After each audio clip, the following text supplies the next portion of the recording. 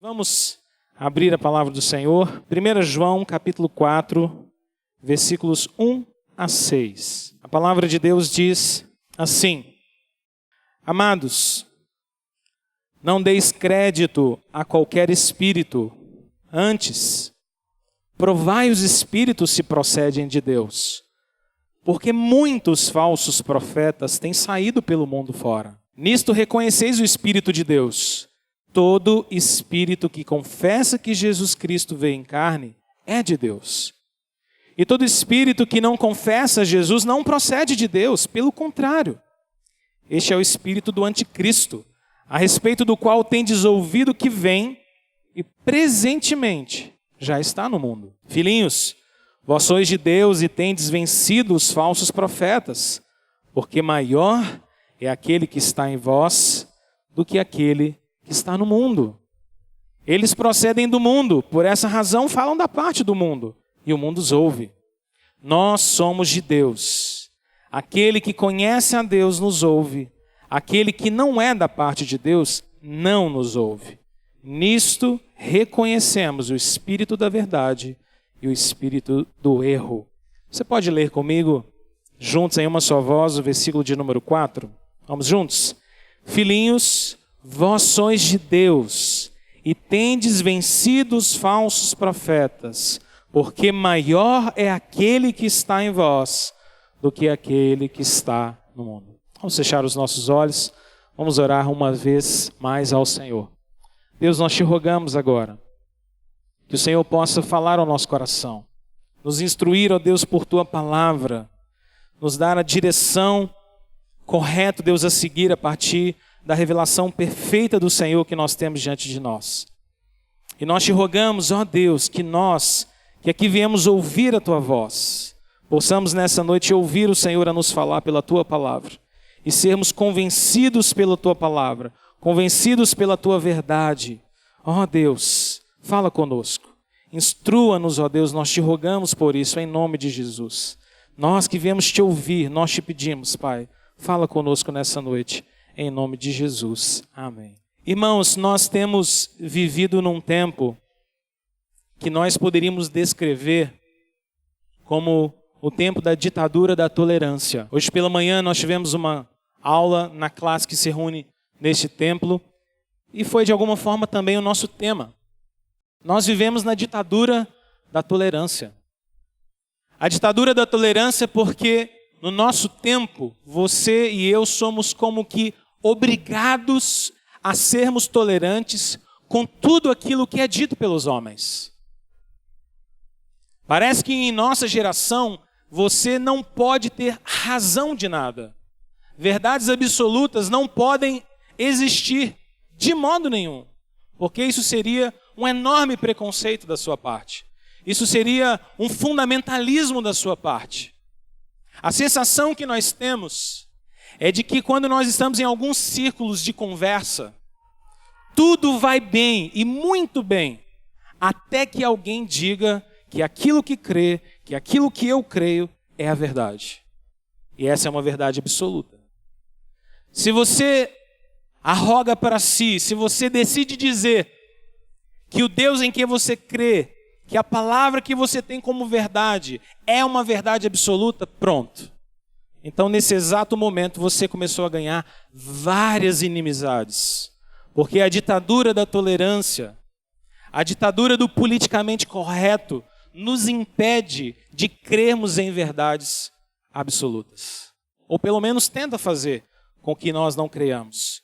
E por conta disso, de alguma forma, nós acabamos habitando numa espécie de reino de verdades subjetivas. A verdade não é mais uma coisa objetiva. A verdade não é mais uma coisa que eu e você possamos conferir. A verdade não é mais algo que nos é dado biblicamente nas Escrituras. A verdade agora, na mentalidade do nosso tempo, é aquilo que é verdade para mim. E isso pode ser completamente distinto daquilo que é verdade para você.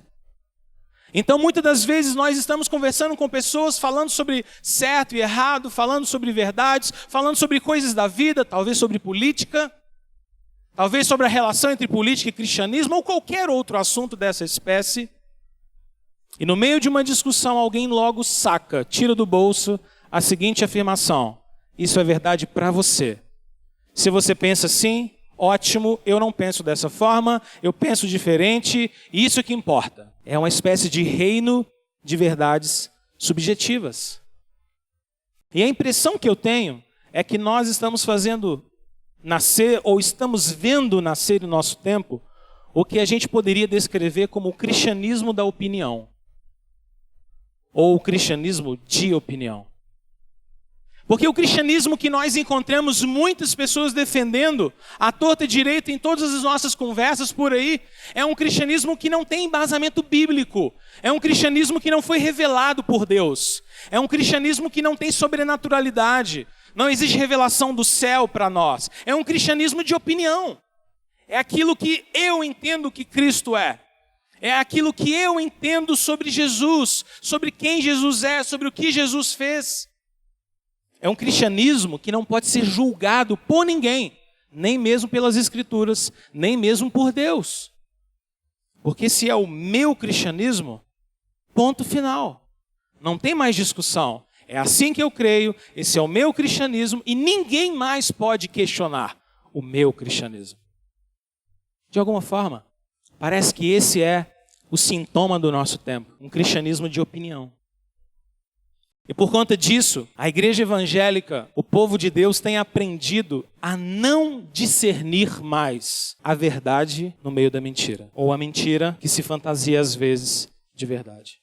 E o povo de Deus tem desaprendido a capacidade de discernir porque nós temos engolido com muita facilidade, por causa do nosso tempo, por causa desse espírito do nosso tempo, dessa ditadura da tolerância, a ideia de que nós não devemos julgar absolutamente nada. Nós temos que olhar as coisas, ver como elas são e simplesmente cruzar os braços e dizer: essa é a opinião do fulano, é assim que ele pensa, isso não tem problema para mim. Muitas igrejas hoje têm dificuldade de pregar o evangelho de maneira verdadeira, porque a verdade fere alguns ouvidos. Muitas igrejas têm dificuldade de aplicar disciplina eclesiástica, por exemplo, porque isso fere a vaidade de algumas pessoas. É um tempo completamente tomado pela falta de discernimento. E é interessante porque o apóstolo João estava particularmente preocupado com a estabilidade dessa igreja. E quando escreveu sua epístola, ele queria de alguma forma preparar a sua igreja para que ela pudesse enfrentar as tentativas e as artimanhas satânicas que se levantariam contra o povo do Senhor através de falsos ensinos, de falsos mestres e de anticristos. João quer que essa igreja tenha a capacidade de discernir a verdade e a mentira. Saber separar aquilo que é certo e aquilo que é verdade de Deus, daquilo que é mentira, daquilo que é produto da obra de Satanás. João está preocupado com isso. A gente poderia dizer que João aqui queria convencer essa igreja e através do Espírito Santo também quer nos convencer de que nós não devíamos aceitar como verdade espiritual nada antes de testarmos isso à luz da palavra de Deus. Esse é o discurso de João aqui. Quando você ouvir alguma coisa que é dita em nome de Deus, que recebe o nome de evangélico embaixo, que vem com o nome gospel embaixo, avalie. Teste, coloque diante das Escrituras, confronte com a palavra de Deus. Se passar nesse teste, ok, isso é uma verdade. Se não passar nesse teste, isso não é verdade. E eu confesso, irmãos, que providencialmente Deus nos deu esse texto para meditar essa noite. Porque no cenário que nós temos vivido, e o cenário político ajudou a agregar muita coisa, nós temos vivido uma espécie de batalha pela verdade. Eu não sei se você sente assim às vezes, mas às vezes quando a gente começa a navegar pela web, ler comentários de pessoas, especialmente de crentes, você chega à seguinte conclusão: ninguém no Brasil deve ser crente. Porque as pessoas não sabem mais o que é ser cristão. Porque as pessoas discutem todas as coisas a respeito de cristianismo sem sequer usar a palavra de Deus como referência. É sempre eu penso, eu acho, eu acredito, essa é a minha opinião, é assim que eu vejo as coisas. E é a falta que eu sinto em todas essas conversas é: onde está a palavra de Deus? Cite a palavra de Deus, explique alguma coisa, mostre para mim nas Escrituras que isso que você está dizendo é de fato a verdade de Deus. Mas isso não existe.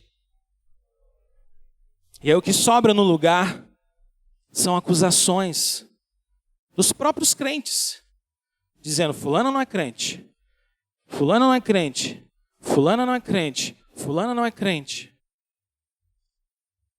Falta discernimento para nós. Irmãos, João nesse texto, ele quer nos mostrar, e o versículo 6 enfatiza isso de maneira muito clara, de que existe um espírito do erro pairando em toda a nossa geração.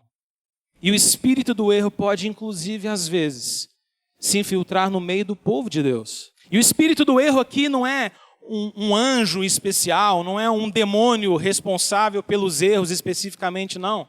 É uma mentalidade pecaminosa, demoníaca, distante da verdade de Deus, que acaba se tornando uma mentalidade comum às pessoas. E as pessoas começam a pensar assim e se influenciar dessa forma, se levantam no meio da igreja do povo de Deus, influências, ideias, pensamentos que vão sendo disseminados, e muitos daqueles que de fato são crentes acabam sendo convencidos em parte por essas mentiras e vivem um evangelho enganoso. E João está muito preocupado com isso. E João quer aqui nesse texto nos convencer, nos exortar de que nós como igreja precisamos do verdadeiro discernimento espiritual diante do espírito do erro e diante da mentira de Satanás. João quer nos convencer disso aqui. E eu queria meditar nesse texto com você a partir de 4 coisas que João nos dá aqui a respeito de discernimento. Primeiro, João começa nos falando sobre a necessidade do discernimento, uma ordenança para discernimento. Depois ele nos dá um motivo para nós cultivarmos discernimento. Depois ele nos dá um guia, instruções a respeito do discernimento. E por fim, ele nos dá um encorajamento para que nós possamos ter discernimento. Então caminhe comigo na palavra e vamos ver esse primeiro ponto que João nos ensina aqui. A ordenança de Deus para que nós tenhamos discernimento espiritual. Olhe comigo no versículo de número 1, o que a palavra do Senhor vai nos dizer aqui. João começa de modo muito carinhoso, que é típico da sua linguagem. Ele diz: amados, não deis crédito a qualquer espírito. Pelo contrário, provai se os espíritos se procedem de Deus. A exortação de João aqui é extremamente clara para nós. João está dizendo para nós primeiro: não deem crédito a qualquer espírito. Não deem crédito a qualquer pessoa, a qualquer ideia, a qualquer manifestação de verdade. Quando alguém aparecer dizendo alguma coisa em nome de Deus, em nome de Cristo, dizendo que isso é a verdade, a primeira coisa que eu e você precisamos ter em mente é: eu não posso dar crédito a qualquer coisa que eu ouço. Eu preciso tomar muito cuidado com aquilo que eu ouço, com aquilo que eu leio, com aquilo que as pessoas falam comigo. Irmãos, crentes que vão para redes sociais e fazem da sua teologia aquilo que é exposto em redes sociais, são ovelhas muito facilmente expostas a serem tragadas por Satanás. Porque não tem discernimento, porque sai engolindo qualquer coisa. Eu li tal coisa, eu já saí acreditando, já saí curtindo, já saí compartilhando, já saí acreditando nisso. João está dizendo: calma. Não saia dando crédito para tudo que você ouve. Reflita primeiro. Tenha paciência. Olhe para a verdade. Olhe para aquilo que você está ouvindo. Não saia por aí dando crédito para qualquer coisa. João está nos exortando a tomar muito cuidado com aquilo que nós estamos ouvindo. Irmãos, por causa de um motivo muito simples. A palavra de Deus diz em João 8,44 que Satanás é o pai da mentira. Não existe ferramenta mais poderosa que Satanás tem em suas mãos do que a mentira. A mentira é o grande instrumento do mal. Irmãos, preste atenção nisso. E você sabe disso. Satanás normalmente não nos tenta, nem busca confundir a igreja com artimanhas muito explícitas. Porque isso não seria estratégico da parte dele. Porque isso seria difícil de nos enganar. Mas a sutileza de uma mentira é muito mais fácil de envolver e de se infiltrar na nossa família, na nossa igreja, no nosso pensamento. Basta distorcer uma palavra de Deus. Basta roubar um versículo, tirá-lo do contexto e usá-lo para pretexto de alguma coisa. Pronto, está semeado uma mentira. Está semeado algo muito próximo da verdade, mas misturado com a textura da malignidade e do engano. João está dizendo para mim e para você, quando você estiver diante de alguma coisa, diante de alguma afirmação, diante de alguém que está tentando convencê-lo de alguma coisa, dê um passinho para trás e não dê crédito a qualquer coisa que você ouve ou que você leia. Tome cuidado com isso. Tome cuidado com isso. A palavra de Deus diz em 2 Coríntios, capítulo de número 11, versículo 14, que às vezes o nosso inimigo se traveste como um anjo de luz.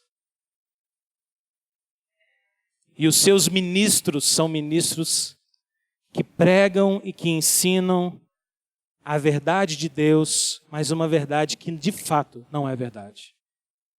Tome cuidado com isso.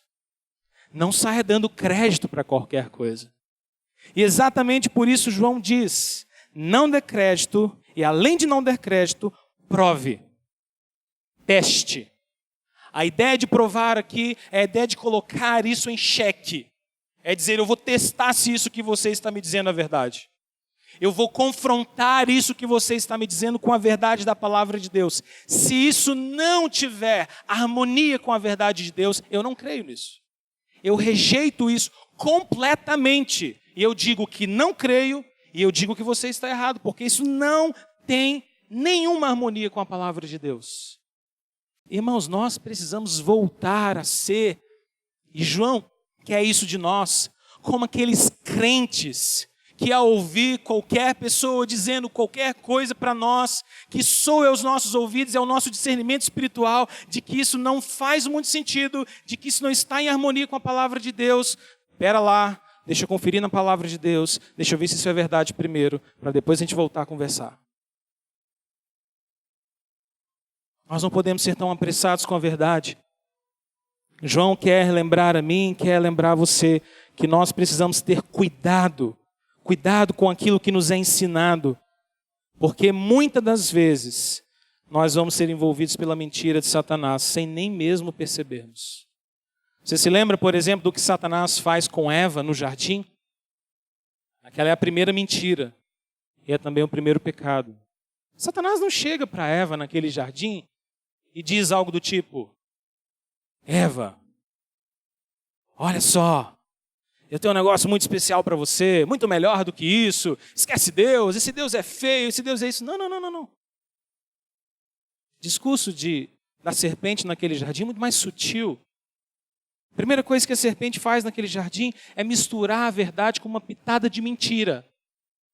Deus não disse para vocês que vocês não podiam comer de nenhuma árvore desse jardim? E só aí, uma dosezinha bem pequena de mentira já foi misturada com a verdade. Eva já responde à serpente confundindo. Não, o Senhor disse que da árvore do conhecimento do bem e do mal nós não podemos nem tocar, nem comer. E aí ela já está um pouco confusa naquilo que Deus havia realmente dito. Então Satanás faz algo mais. Ele questiona a verdade. Vocês não vão morrer de verdade. Vocês não vão morrer de verdade. E depois de questionar a verdade, ele também substitui aquela verdade por uma mentira. Ele diz, não. Vocês não vão morrer. No dia que vocês comerem, vocês vão ter um conhecimento como de Deus. Um conhecimento do bem e do mal. Muitas das vezes, a estratégia do engano é essa. É misturar a verdade de Deus com uma pitada de mentira. É questionar algo da verdade de Deus, para no final das contas, substituir a verdade de Deus e nos enganar completamente. E João está dizendo para mim e para você, não dê crédito para isso. Prove os espíritos, prove aquilo que você está ouvindo, teste aquilo que você está ouvindo. Se eu e você temos o Espírito Santo de Deus, então o Espírito Santo de Deus vai nos guiar a toda a verdade e nós vamos provar os espíritos, provar aquilo que nos é ensinado, provar a verdade que nos é pregada à luz da palavra de Deus, para ver se isso é de fato palavra do Senhor para nós. Nós precisamos desse discernimento. E então João nos conduz, em segundo lugar, há um motivo pelo qual nós precisamos de discernimento espiritual. Olha comigo de novo no versículo de número 1. Ele diz, não deis crédito, provai os espíritos se eles procedem de Deus. E então ele nos dá um motivo. Ele diz, porque muitos falsos profetas têm saído pelo mundo afora. Irmãos, nós temos inúmeros alertas nas Escrituras que nos dizem, que nos afirmam e que nos preparam para o fato de que nos últimos dias nós vamos enfrentar falsos profetas, homens, mulheres, instrumentos do mal que vão se levantar com pseudo-verdades, ensinando coisas que no primeiro olhar ou na primeira vez que nós ouvimos parecem certas, mas o fim delas é morte, porque não são a verdade de Deus. Paulo, por exemplo, falando a Timóteo, na sua primeira carta, no capítulo 4, exorta Timóteo para que Timóteo pudesse tomar cuidado. Nos últimos dias, irmãos, muitos vão ter como que coceira nos ouvidos, vontade de ouvir só aquilo que me é agradável, só aquilo que é gostoso, só aquilo que afaga a minha alma. Eu não quero ouvir a verdade. Eu não quero ser confrontado pela verdade. Homens que vão arrumar para si mesmos profetas que possam pregar aquilo que lhes interessa e não a verdade de Deus. E João está nos dando um motivo. João está dizendo, olha, vocês precisam ter discernimento, vocês não podem dar crédito a qualquer coisa, vocês precisam provar tudo aquilo que está sendo ensinado para vocês, porque muitos falsos profetas têm saído pelo mundo afora. Irmãos, se convençam de uma coisa, a falsa profecia está no centro da agenda do mal. Se Satanás tem uma agenda no centro, talvez o item mais importante da agenda dele contra a igreja do Senhor Jesus é confundir a igreja do Senhor Jesus. Enviar falsos mestres, enviar pseudo-verdades, convencer os crentes de que tudo é certo, convencer os crentes de que tudo é relativo, porque no dia que a igreja começa a deixar de lado a palavra de Deus e começa a seguir as suas próprias ideias, esse é o fim da igreja. Por que Israel foi para o cativeiro? Você se lembra? O principal pecado de Israel era a idolatria. E a idolatria de Israel foi fruto do distanciamento do povo do Senhor, da palavra do Senhor. Um povo se tornou mecânico, religiosamente mecânico, uma casca religiosa, mas não um coração temente a Deus. Um povo que perdeu o prazer na lei de Deus, perdeu o prazer na verdade de Deus, deixou a verdade de Deus de lado, começou a viver segundo suas próprias inclinações, se afastou de Deus, pecou contra Deus e foi disciplinado por Deus. Quando Esdras e Neemias guiou todo o povo de volta para a terra, os muros começaram a ser reconstruídos e o templo foi restaurado. Em Neemias, capítulo de número 8, todo o povo se reúne em frente à porta das águas para poder celebrar a festa dos tabernáculos. E nesse dia, o povo só fez um pedido para os levitas que lá estavam e para os sacerdotes. Traga-nos a palavra de Deus e leia a palavra de Deus diante de nós. E então o povo pediu um homem específico. Nós queremos que quem vai vir aqui pregar para nós seja Esdras.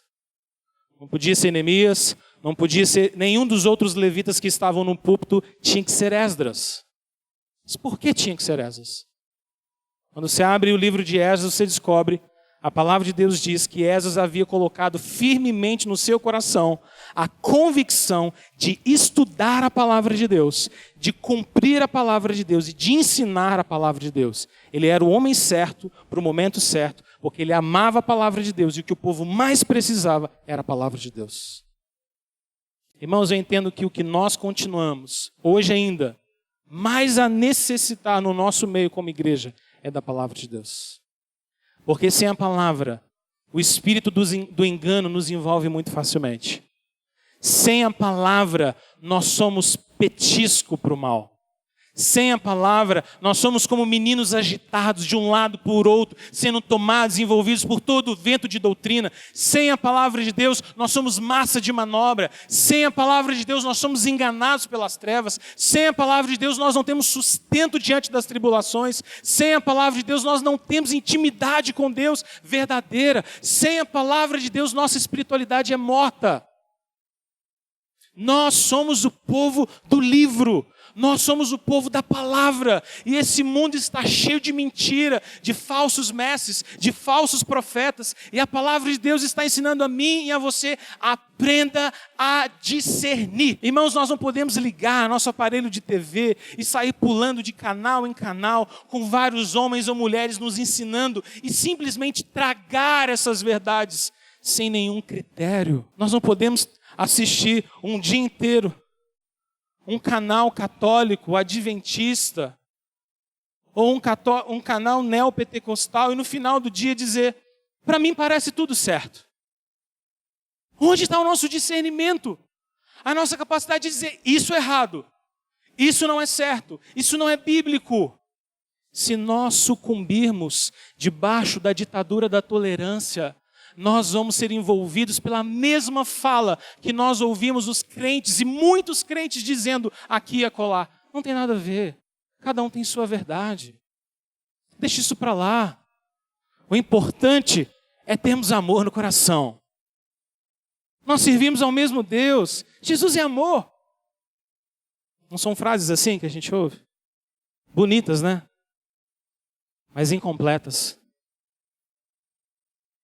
São pseudo-verdades, parecem muito belas, mas escondem atrás de si a cortina de fumaça da mentira. João, então, nos dá uma espécie de guia para o discernimento. João é tão prático. Como eu amo esse apóstolo. João é prático. Ele nos dá aqui nos versículos de 2 a 6 um guia prático para nós discernirmos a verdade. Olhe comigo na sua Bíblia. Ele nos dá 3 pontos nesse guia. A primeira coisa que João nos ensina é que nós precisamos verificar se aquilo que está nos sendo ensinado como verdade de Deus confessa Cristo de verdade. Olha o que ele diz no versículo 2. Nisso vocês reconhecem o Espírito de Deus. Todo espírito humano, toda pessoa humana, todo espírito de homem que confessa que Jesus Cristo veio em carne é de Deus. E todo espírito que não confessa Jesus não procede de Deus. Pelo contrário, este é o espírito do anticristo, a respeito do qual vocês têm ouvido que vem e já está no mundo. João é direto, ele é simples. Ele diz, o primeiro critério é, rejeita Cristo. Se rejeitar Cristo, isso não é verdade. Se não confessa Jesus como sendo Filho de Deus, que veio em carne, que se fez carne, habitou entre nós, ele é o próprio Deus, não é verdade. Nenhuma doutrina pregada neste mundo que negue Jesus como Senhor e Salvador é uma doutrina que procede de Deus. É o que João está dizendo para nós. Se alguém nega Jesus, então isso procede do anticristo e não do Senhor Deus. Simples, objetivo e direto. João não tem negociação. Não, fulano acredita mais ou menos em Jesus. Não existe mais ou menos. Ou eu creio que Jesus é o Filho de Deus que veio em carne, morreu por nós, subiu aos céus e reina na glória, ou eu não creio. Ou eu tenho o Espírito de Deus que me convence de que Jesus é o Senhor do universo, ou estou cego pelo pecado. Não existe meio caminho para isso. E João quer que eu e você nos convençamos disso. Irmãos, nós somos assediados o tempo inteiro por pessoas que às vezes sentam ao nosso lado e começam a dizer sobre uma nova doutrina, sobre uma nova religião, sobre uma nova seita, que vê Jesus de maneira diferente, que vê Jesus como um grande profeta, que vê Jesus como um grande iluminado. Jesus não é grande iluminado, Jesus não é um grande profeta, Jesus não é nada que esse mundo diga. Jesus é aquilo que a palavra de Deus diz. Ele é o Filho de Deus, o Todo-Poderoso, o próprio Deus que se fez carne, morreu e habitou entre nós e está sentado na glória. Esse é Jesus. Então não aceite a mentira dos homens, confronte a mentira com a verdade de Deus. Esse é a primeira instrução que João está dizendo. A palavra de Deus é tão séria, irmãos. A palavra de Deus nos diz que aqueles que rejeitam a verdade de Deus, nós não deveríamos nem sequer assentarmos com essas pessoas para partilhar o pão com elas. Mas como esse discurso soa pesado para a nossa cultura politicamente correta, não é? Você fala, não, mas nem tomou um cafezinho. Aí também já é falta de educação. Ainda mais para nós mineiros, né? Cafezinho você toma com qualquer um, não tem problema. Mas a Bíblia diz que a gente não deveria ter parte nenhuma com pessoas que são inimigas da fé. Respeito você como ser humano, ok, mas eu não tenho parte contigo. Eu não tenho parte contigo.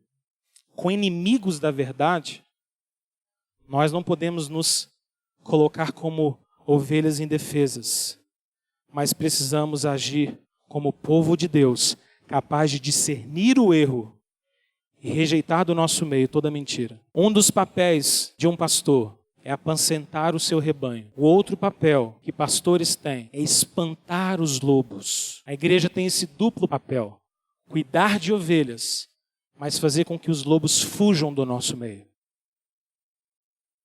Nós não podemos tolerar a mentira.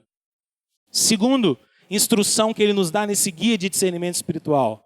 Versículo de número 5, ele diz: eles procedem do mundo, por essa razão eles falam da parte do mundo, e o mundo os ouve.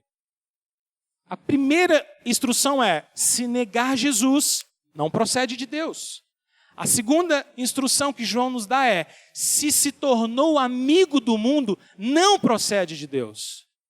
O próprio João, no capítulo 2, versículo de número 15, diz: não ameis o mundo, nem as coisas que há no mundo. Se alguém amar o mundo, o amor do Pai não está nele.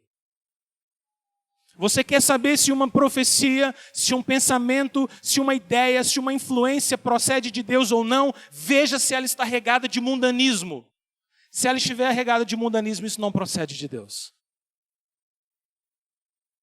O mundanismo, irmãos, normalmente ele entra no meio da igreja através da relativização da verdade. E a gente aprende a relativizar a verdade muito cedo. Quando eu era criança, meus pais sempre puxavam minha orelha quando eu usava uma frase clássica, que eu usei bastante na minha pré-adolescência, adolescência, início de juventude. Era aquela frase que diz assim: isso não tem nada a ver. Você conhece essa frase? Bem familiar nossa, não é? Isso está errado, porque isso aí é do mal, isso não é certo, crente não devia fazer isso. Pai, mãe, isso não tem nada a ver. Isso não tem nada a ver. Isso não tem nada a ver. Mas menino, isso aqui vai de... Mãe, isso não tem nada a ver. Isso não tem nada a ver. Isso não tem nada a ver.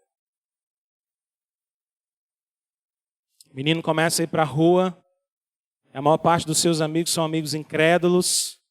O pai chama no cantinho e fala: cuidado. Cuidado com as más influências. Mãe, isso não tem nada a ver.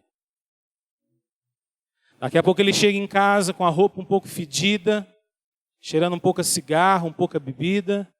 Meu filho, o que você está mexendo? Mãe, isso não tem nada a ver. Isso não tem nada a ver.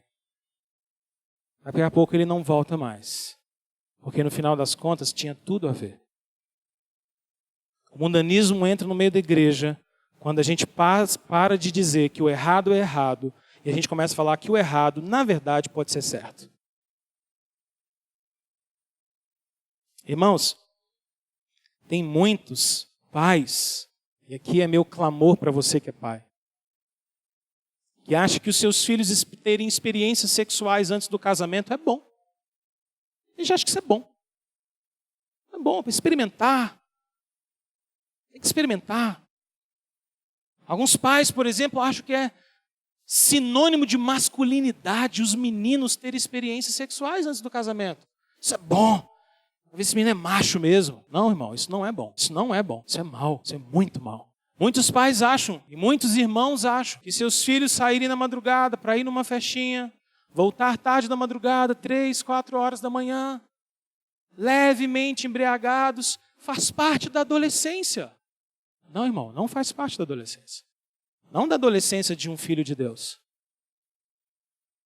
Tem muita gente deixando passar pelas frestas dos dedos os seus próprios filhos, porque não apertaram demais, achando que apertar demais era exagero. E a minha palavra para você, irmão, é: aperte, segure, instrua, não relativize. Não é não, certo é certo, pode, não pode, pronto, acabou. E algumas vezes, pais não têm que explicar coisas para filhos. Quando os nossos filhos ainda estão debaixo da nossa liderança e da nossa ordenança, ainda são crianças ou pré-adolescentes, não é não e não tem explicação. Por que não? Porque não e pronto. Um dia que você tiver consciência e sabedoria suficiente para eu te explicar tudo que envolve, se não eu te explico. Mas hoje, basta para você não. Pronto. Mas hoje nós temos vivido um tempo, irmãos, que nós, e aqui o meu apelo é especial para você, pai, eu tenho que fazer esse apelo. Nós temos terceirizado o papel de educação dos nossos filhos. Ministério de Juventude da igreja é um adendo, é um anexo para o Ministério de Juventude que começa na sua casa.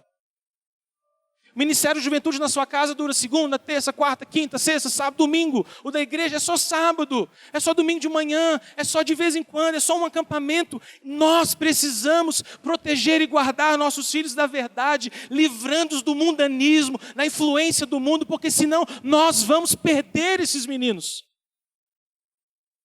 Irmãos, nossos filhos não se perdem quando eles vão para a faculdade. Eles vão perdidos para a faculdade. Não é a faculdade, não é um dia de faculdade, não é um semestre de faculdade. São 18 anos de um evangelho frajuto que às vezes é seminado no coração deles. A igreja evangélica cometeu um grande erro na geração passada, de achar que o Ministério de Juventude de igrejas devia ser programações espetaculares e muito legais para os meninos gostarem de ficar dentro da igreja.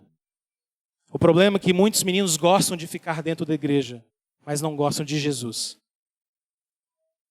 O que os nossos filhos precisam da igreja é de palavra de Deus, é de confrontação, é de vida no espírito, é de vida de oração, é de confronto pela palavra, é de discernimento espiritual, é de pais que oram com eles e por eles. Nossos filhos precisam ver que o Evangelho faz parte do nosso café da manhã, que o Evangelho faz parte do seu almoço, que o Evangelho faz parte da sua janta, que o Evangelho tem a ver com as suas decisões, com o seu casamento, com as suas definições financeiras, que o Evangelho é a sua vida, que você como pai ama a igreja, não critica a igreja, é apaixonado com o reino de Deus, porque senão nós ensinamos uma coisa no domingo e fazemos os nossos filhos desaprender na segunda-feira.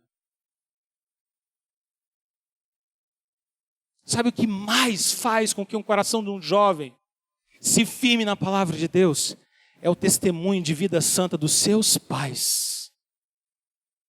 Eu me lembro de uma vez estar na casa de um amigo e eu fui dormir a convite dele. E esse amigo não estava muito bem lá das pernas, não. Eu tinha uns 16, 17 anos, ele parecido. Mas o pai desse menino e a mãe desse menino eram muito crentes. E a gente foi dormir na sala. E aí nós deitamos colchão, ficamos conversando até mais ou menos uma meia-noite. E aí, quando era mais ou menos lá, talvez umas 3 horas da manhã, eu tomo um susto. Acordei assustado. Aí fiquei paralisado porque eu ouvi que era uma voz doce, muito suave. E quando eu abri os meus olhos, era o pai dele. E o pai dele estava de joelho, na frente do nosso colchão, orando por mim e orando por ele, impondo as mãos sobre nós às 3:00 da manhã. Irmãos, não existe testemunho maior do que esse para que os nossos filhos decidam não amar o mundo e amar a Deus.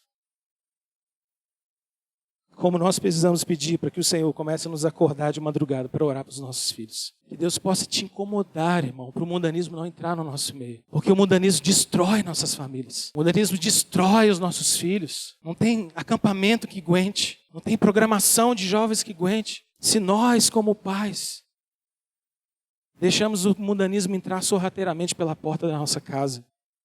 E às vezes falamos, pode entrar mundanismo. Fica à vontade com os meus filhos, eles são seus. Que Deus possa me incomodar e te incomodar. Acordarmos de madrugada de vez em quando para dobrarmos nossos joelhos diante dos nossos filhos e dizer, Senhor, tem misericórdia de nós. Para você desligar a televisão de vez em quando porque o que está lá não presta. De você arrancar o cabo daquele computador da parede e dizer, chega. De você tomar um celular e dizer, chega, acabou. Porque isso está destruindo a nossa família. E a gente não está percebendo. João está dizendo para nós, aprenda a discernir a verdade da mentira, porque o mundanismo é sutil. Terceiro lugar, ele nos ensina que o outro guia para a gente poder discernir a verdade é a gente tomar cuidado com a submissão à verdade. Todos aqueles que pregam a mentira não se submetem à verdade. Versículo 6 ele diz, nós somos de Deus. Aquele que conhece a Deus nos ouve. Quem conhece a Deus, ouve as coisas de Deus. Mas aquele que não é da parte de Deus, não ouve a Deus. Quando alguém está pregando mentira, quando alguém é mensageiro da mentira, quando alguém é falso profeta, essa pessoa não suporta a verdade de Deus. Não cai bem, não quer ouvir, não quer dar ouvidos. E João está dizendo, aprenda a discernir isso. E para terminarmos, em quarto lugar, João nos dá um encorajamento. E esse é o quarto lugar e também a conclusão dessa mensagem. Versículo de número 4, João diz o texto que nós lemos juntos aqui essa noite. Filhinhos, vós sois de Deus. Vocês têm vencido os falsos profetas, porque maior é aquele que está em vós do que aquele que está no mundo. Sabe o encorajamento que João dá a mim e dá a você para que a gente possa buscar discernimento? O encorajamento que ele nos dá é, eu e você, como igreja, temos vencido os falsos profetas, porque maior é aquele que está em nós do que aquele que está no mundo. Satanás pode se levantar com mentiras, com enganos, com artimanhas, com mundanismo, mas as portas do inferno não vão prevalecer contra a igreja do Senhor Jesus. Satanás pode mentir, pode levantar todo o seu exército enganando o povo de Deus, mas o remanescente fiel do Senhor irá perseverar no Monte Sião.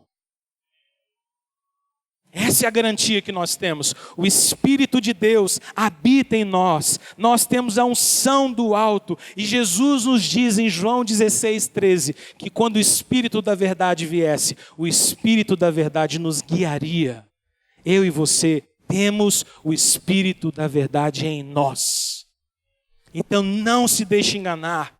Não aceite, não dê crédito a qualquer coisa. Teste. Prove, segundo o Espírito, peça ao Senhor Deus que através do Espírito Santo Ele incomode você com relação à mentira, que Ele faça o seu coração sentir insatisfeito com aquilo que está sendo oferecido. Peça ao Senhor para que Ele te dê discernimento do alto. Irmãos, essa precisa ser a nossa oração constantemente. Senhor Deus, ajude-nos a discernir a verdade. Em nome de Jesus. Vamos orar?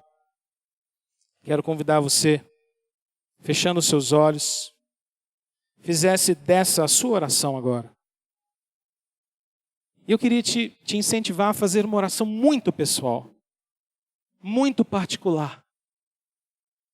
E pedir ao Senhor agora na sua oração, Deus, me ajude a discernir aquilo que na minha vida e aquilo que na minha família talvez eu tenha mantido Talvez eu esteja cultivando, mas isso não procede do Senhor. Me dê capacidade de discernir isso, para que eu possa cortar isso. Essa é uma oração que só você pode fazer. E Deus vai identificar isso para você. Mas eu queria te incentivar a pedir isso ao Senhor. Deus, me dê clareza, Senhor, para que eu veja na vida dos meus filhos, para que eu veja no meu trabalho, para que eu veja na forma como eu lido com televisão, com programas, com internet, com livros, com música, com tudo, com a cultura. Como é que eu tenho administrado isso, Deus? Me dê discernimento, para que a mentira não se aloje dentro do meu lar, para que a mentira não ganhe lugar dentro da minha vida. Vamos orar?